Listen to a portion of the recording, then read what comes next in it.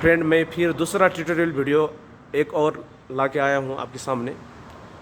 दूसरा तो नहीं कह सकता हूँ, बहुत सारे हो गए हैं, ये आदत है बोलने की, इसके लिए माफ़ी चाहता हूँ।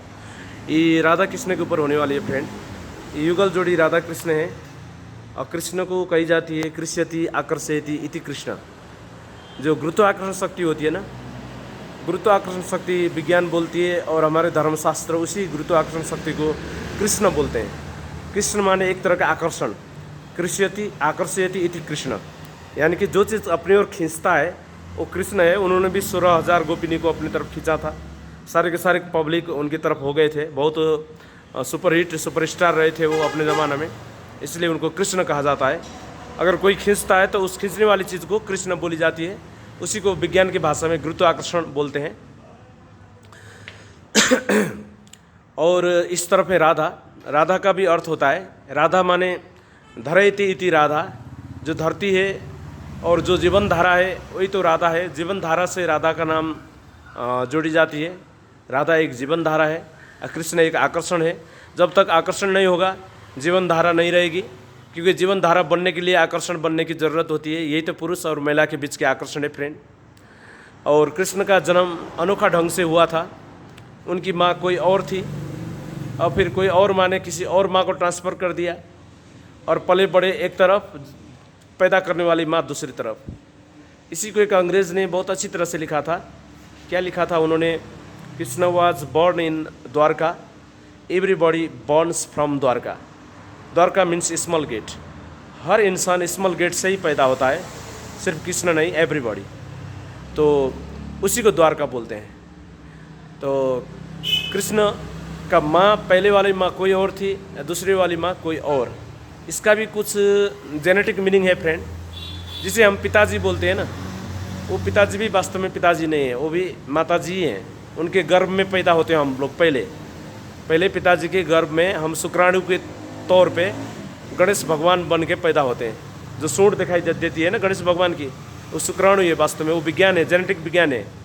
उसी विज्ञान को एक धर्म का नाम दे दिया गया, गणेश नाम दे दिया गया, डिटीज नाम दिया गया, मोरिया बोल दिया गया, बहुत से नाम दे दिया। तो एक शुक्राणु के तौर में, गणेश के तौर में हम लोग पैदा होते हैं प्यूरिटरी ग्लैंड्स में, दिमाग के नर्विक सेंटर में। वो जो शुक्राणु होते हैं 60 करोड़ से लेकर 80 करोड़, तो वो पिताजी के गर्भ में पहले हम होते हैं। शायद उसी को कंस का जेल बताया गया होगा, जहाँ हर बच्चा को मार दिया जाता है और बचना नामुमकिन है, इसीलिए ट्रांसफ़र करके दूसरी माँ के गर्भ में डाल दिया। उसी बात को घुमा फिरा करके जेनेटिक इंजीनियरिंग कर दिया गया। उसी को मेटाफिजिक्स बोलते हैं फ्रेंड। और आज का विज्ञान से बहुत आगे की बात है। आज का विज्ञान के पास उतना दिमाग नहीं है जो हमारे मेटाफिजिक्स धर्मशास्त्र का विज्ञान को समझे। तो पहले गर्भ पिताजी के गर्भ में हम लोग होते हैं, फिर ट्रांसफ़र हो जाते हैं माताजी के गर्भ में, फिर वहाँ हमें 9 महीना बैठना पड़ता है और फिर 9 महीने के बाद फिर हम बाहर संसार में आ जाते हैं। ये भी एक गर्भ है, बाहर संसार भी एक गर्भ है। इस गर्भ से भी फिर कोई और गर्भ में हम ट्रांसफ़र होने वाला हैं, जिसे वैकुंठ लोक, देवलोक आदि अनेक लोक के नाम से जाना जाता है। प्रेत लोक है और ये बहुत तरह के मतलब देवी का लोक होता है। और जो जिसका पूजा करते हैं ना वो उसी लोक में जाते हैं। इसलिए पशुपतिनाथ का मंदिर का अहमियत इसलिए है, जो जिसका साधक होता है उसी के पास पहुंच जाता है। जो हनुमान जी का साधक हनुमान जी के पास पहुंच जाएंगे मरने के बाद, कृष्ण का साधक उपासक कृष्ण के पास पहुंच जाएंगे, महादेव के उपासक महादेव के पास पहुंच जाएंगे, शिव का उपासक शिव के पास पहुंच जाएंगे, विष्णु के उपासक विष्णु के पास पहुंच जाएंगे।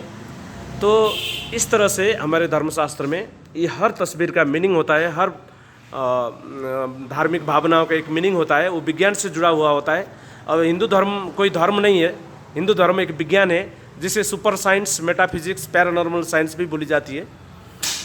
तो इसलिए फ्रेंड, सारे के सारे धर्म है, लेकिन हिंदू धर्म नहीं है, विज्ञान है। इसलिए ये सबसे महान है, सबसे ऊंचा है।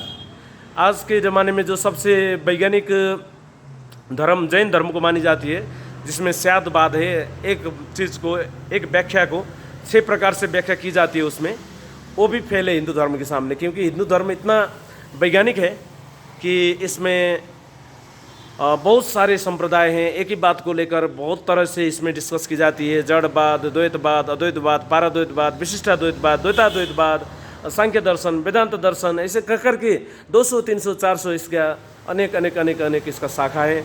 जोश मुनि है, निर्गुण है, निरंजन निराकार है, पंचेश्वर हैं, पंचतत्व ईश्वर हैं। इसी तरह बहुत सारे हैं।